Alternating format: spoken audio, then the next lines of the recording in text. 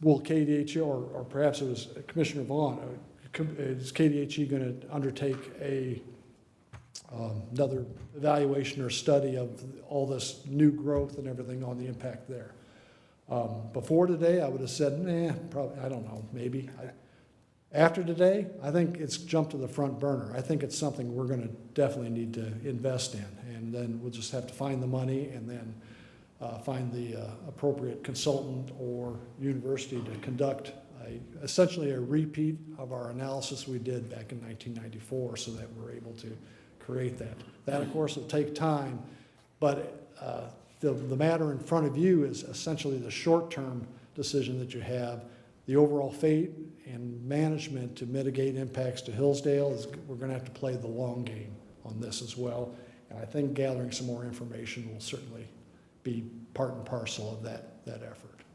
Well, I, for one, would agree with you that recognizing that Hillsdale Lake, as we've heard from our water suppliers, is critical for their livelihood and the citizens that depend upon it.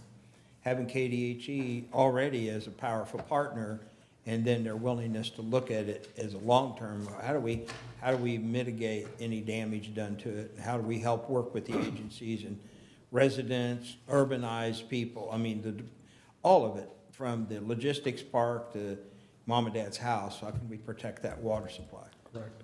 The nice thing about this situation is we can go retro. We can retro apply practices. Right. The existing developments don't necessarily, if we find the right pathway, don't get up necessarily a path. If it comes to bear that reducing the runoff coming off of those properties is beneficial to the watershed and to the lake, we can have them put in those practices. Now, it comes at a cost, and as developers, they've always tended to want to avoid cost, but our urban stormwater program is all about retro application and trying to put in the practices to mitigate the status quo. Well, I'd encourage those conversations between your department and certainly the industries that are there, because the last building has not been built. There's opportunities there to really help change the future, and it will help all of our jobs in the long run. And we started this journey in talking about Hillsdale Lake, recognizing that we have a facility that we are just one of many stewards over, and that we want to be a good steward of it, and trying to understand what's best for us to do in the future. Because we have a huge decision to make here in the weeks to come, and how that impacts the region. We have to look at it in that way. So.